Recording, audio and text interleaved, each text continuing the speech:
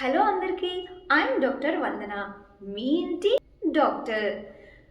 Wait లాస్కి సంబంధించి నేను కొన్ని వీడియోస్ చేశాను, మంచి రెస్పాన్స్ వచ్చింది. అంటే చాలామంది ఇంకా కమెంట్ చేస్తున్నారనమాట, ఇంకా డీటెయిల్గా వెయిట్ లాస్ గురించి చేయమనేసి. అయితే ఈరోజు ఏంటి అంటే, వెయిట్ లాస్ చేసేవాళ్ళు 10 మంది ఉంటే 10 మందిలో ఒక 7-8 మంది చేసే మేజర్ తప్పు మేము ముందుకు తీసుకొని వచ్చాను అనమాట. ఇది ఖచ్చితంగా మీకు యూజ్ అవుతుంది. సో వీడియోని ఎక్కడ స్కిప్ చేయకుండా చూడండి.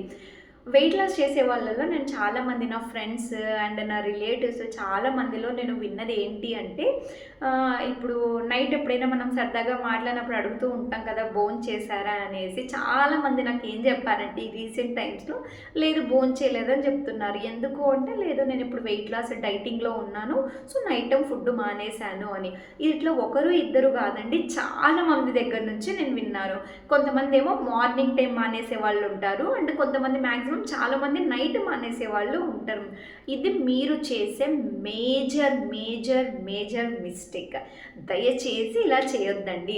ఎందుకు అనేది కూడా నేను ఇప్పుడు మీకు రీజన్ చెప్తాను. సరే, మీరు ఇప్పుడు వెయిట్ లాస్ అవ్వాలి అని అనుకుంటున్నారు.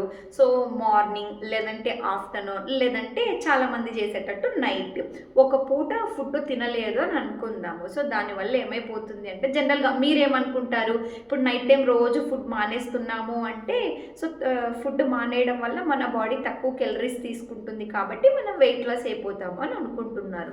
ఇది తప్పు. ఇది ఒక పెద్ద అపోహ. ఎందుకు అంటే, మార్నింగ్ ఫుడ్ తీసుకున్నారు, ఆఫ్టర్నూన్ ఫుడ్ తీసుకున్నారు, ఓకే, నైట్ మీరు ఫుడ్ తీసుకోలేదు. ఫుడ్ తీసుకోకపోవడం వల్ల ఏమైపోతుంది అంటే, మీరు ఇప్పుడు నైట్ ఫుడ్ తినలేదు, మళ్ళీ మార్నింగ్ మీరు ఎప్పుడు ఫుడ్ తింటారు? 7 o'clock 8 o'clock తింటారు.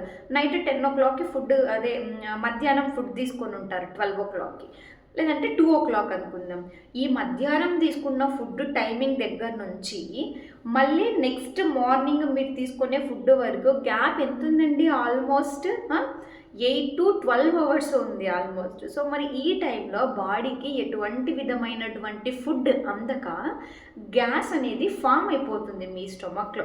ఆ గ్యాస్ ఫామ్ అయిపోయినప్పుడు ఏమవుతుంది, ఏదైతే యాసిడ్ అనేది ఫామ్ అవుతుందో ఆ యాసిడ్ మీరు నెక్స్ట్ తీసుకునే ఫుడ్ వల్ల ఫుడ్ మీద ప్రభావం చూపిస్తుంది అనమాట. దీనివల్ల ఇండైజెషన్ ప్రాబ్లమ్స్ వస్తాయి. అండ్ మీరు తీసుకున్న ఫుడ్ ఎప్పుడైతే సరిగ్గా డైజెస్ట్ అవ్వలేదో, మీకు అంటే వామిటింగ్ అవ్వదు, బట్ స్టిల్ వామిటింగ్ అవుతూ ఉన్నట్టు, అంటే నాజియా ఫీలింగ్ అంటాం అనమాట దీన్ని. సో అట్లా వామిటింగ్ వచ్చినట్టు సెన్సేషన్ అవ్వడము, లేదంటే డైజెస్ట్ అయినటువంటి కొద్ది ఫుడ్ కూడా బ్లడ్లోకి సరిగ్గా అబ్జార్బ్ అవ్వకపోవడము, సరైన ప్రోటీన్స్ కార్బోహైడ్రేట్స్ మీ బాడీకి అందకపోవడము, ఇవన్నీ జరుగుతూ ఉంటాయి. ఇవన్నీ జరిగినప్పుడు బాడీ ఏం చేస్తుందంటే, బాడీలో చాలా చేంజెస్ వచ్చేస్తాయి. అసలు బాడీకి అప్పుడు నిజంగా అర్థం కాదు, అంటే మీరు ఫుడ్ బాగా తీసుకుంటున్నారా, లేకపోతే తీసుకోలేదా, లేదంటే వెయిట్ గెయిన్ అవ్వడానికి ట్రై చేస్తున్నారా, వెయిట్ లాస్ అవ్వడానికి ట్రై చేస్తున్నారా, మీ బాడీని మీరే కన్ఫ్యూజ్ చేసినట్టు అయిపోతుంది. సో ఎప్పుడైనా గుర్తుపెట్టుకోండి, వెయిట్ లాస్ అవ్వాలన్నా వెయిట్ గెయిన్ అవ్వాలన్నా మీ బాడీకి ఫస్ట్ మీరు ట్రైన్ చేయాలి. అంటే మీరు తీసుకునే ఫుడ్ హ్యాబిట్స్ వల్ల బాడీ తనంట తానే తెలుసుకుంటుంది, ఓకే వెయిట్ లాస్ చేంజెస్ నాలో జరుగుతున్నాయి, లేదంటే వెయిట్ గెయిన్ చేంజెస్ జరుగుతున్నాయి అనేది.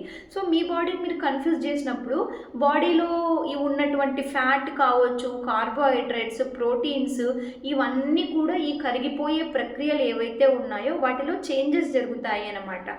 సో వెయిట్ లాస్ కాదు, వెయిట్ గెయిన్ కాదు, ఒక్కొక్కసారి సడన్గా వెయిట్ లాస్ అవ్వడం, మళ్ళీ స్లోగా వెయిట్ గెయిన్ అవ్వడం. సో ఇట్లా అంతా జరుగుతుంది అనమాట. ఒక ప్రాపర్ సిస్టమేటిక్ అనేది ఉండదు. సో వెయిట్ లాస్ అయ్యే వాళ్ళు ఏదో ఒక పూట ఫుడ్ మానేద్దాము అనుకునే అపోహలో నుంచి బయటకు రండి. మంచిగా 3 పూటలు ఫుడ్ తీసుకోండి, కాకపోతే పద్ధతిగా తీసుకోవాలి. ఎంత తీసుకోవాలి, ఏంటి, ఏమేమి తీసుకోవాలి అనేది డీటెయిల్డ్గా ఆల్రెడీ నేను 2-3 వీడియోస్ చేసి ఉంచాను. ఆ వీడియోస్ చూడండి. 100కి 200% మీకు మంచి ఐడియా వస్తుంది, అండ్ డెఫినెట్గా మీరు వెయిట్ లాస్ కూడా అవుతారు.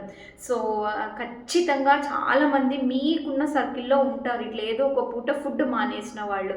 దయచేసి వాళ్ళందరికీ వీడియో షేర్ చేస్తారని ఆశిస్తున్నాను.